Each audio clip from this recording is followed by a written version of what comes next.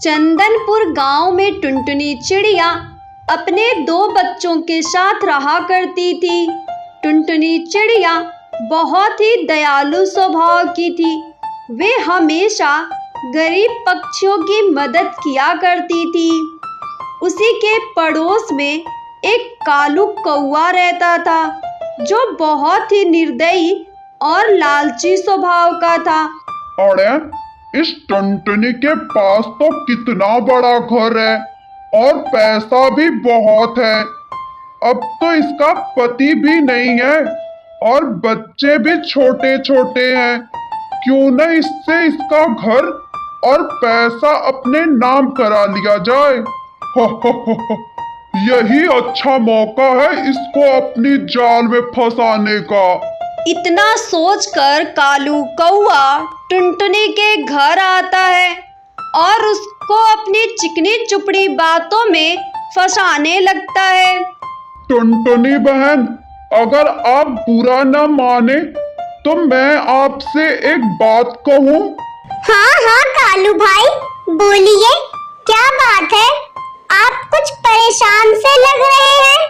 टुनटुनी बहन, आपको तो पता है ना मेरा घर कितना खराब हो गया है। तो जब तक मेरा घर ठीक नहीं हो जाता तब तक मैं आपके घर में रुक सकता हूँ। बस 2-4 दिनों की बात है, उसके बाद मेरा घर सही हो जाएगा। हाँ कालू भाई, ये भी कोई पूछने वाली बात है? जब तक आपका घर ठीक नहीं हो जाता आप यहाँ पे रुक सकते हैं। टुनटुनी बहन, आपका बहुत बहुत धन्यवाद। सच में आप बहुत ही अच्छी चिड़िया हैं। नहीं तो इस जमाने में कौन किसको अपने घर में रहने देता है। अरे कालू भाई, इसमें धन्यवाद की क्या बात है? आखिर पड़ोसी ही पड़ोसी के काम नहीं आएगा तो कौन आएगा? उसके बाद कालू कौवा टुनटुनी के घर में रहने लगता है और टुनटुनी चिड़िया अपने दोनों बच्चों के साथ एक छोटे से घोंसले में रहने लगती है। ऐसे ही कुछ दिन बीत जाता है। तब टुनटुनी चिड़िया कालू कौवे के पास आती है और उससे कहती है, कालू भाई, आप कब अपने घर जाएंगे? अब तो आपका घर भी ठीक हो गया है। वो क्या है ना भाई कि मेरे बच्चे थोड़े बड़े हो गए हैं, अब वो छोटे से घोंसले में नहीं रह पा रहे। अरे टुनटुनी, तुम कैसी बातें कर रही हो? मैंने तो तुमसे तुम्हारा घर खरीद लिया था ना, और मैंने इसके बदले तुम्हें पैसे भी दिए थे। मैंने तुम्हारे बच्चों का मुंह देख के अपने घर में रखा था। अब तुम्हें अपने घर में नहीं रख सकता। चलो निकलो मेरे घर से।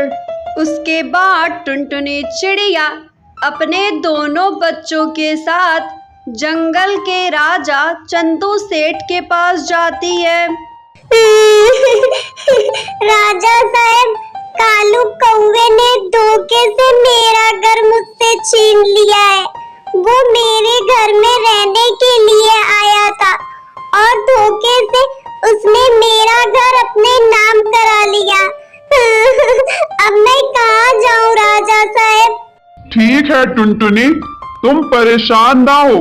मैं कल सुबह होते ही कालू कौवे के पास जाऊंगा और उससे तुम्हारे घर के बारे में बात करूंगा।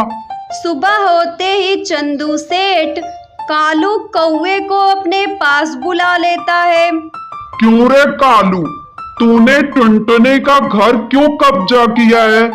उसे जल्दी से खाली कर। नहीं नहीं सेठ जी, मैंने धोखे से टुनटुनी का घर अपने नाम नहीं कराया है। मैंने उसके बदले उसे पैसे दिए हैं। आपको विश्वास न हो तो आप टुनटुनी से पूछ सकते हैं। क्या रे टुनटुनी, कालू जो बोल रहा है वो क्या सही है? तूने उससे पैसे लिए हैं? नहीं नहीं सेठ जी, मैंने जो इससे पैसे लिए थे वो मैंने इसको वापस कर दिए थे। अब मेरे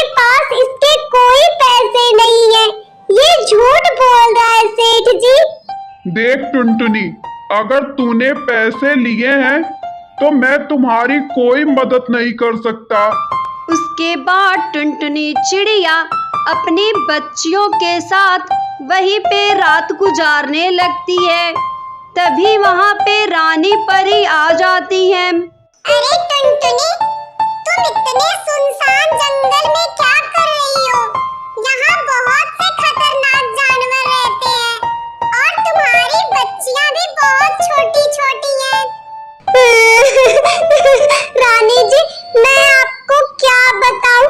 वो कालू कौवा धोखे से मेरा घर अपने नाम करा लिया। अच्छा ठीक है टुनटुनी, तुम रो मत। मैं अभी तुम्हारे लिए मिट्टी का घर बना देती हूँ, जहाँ तुम आराम से और सुरक्षित रह सकती हो। उसके बाद रानी परी उसके लिए जादुई मिट्टी का घर बना देती है, जिसे देखकर टुनटुनी चिड़िया बहुत ही खुश होती है और अपनी बच्चियों के साथ खुशी खुशी रहने लगती है। आओ बच्चों, खाना खा लो।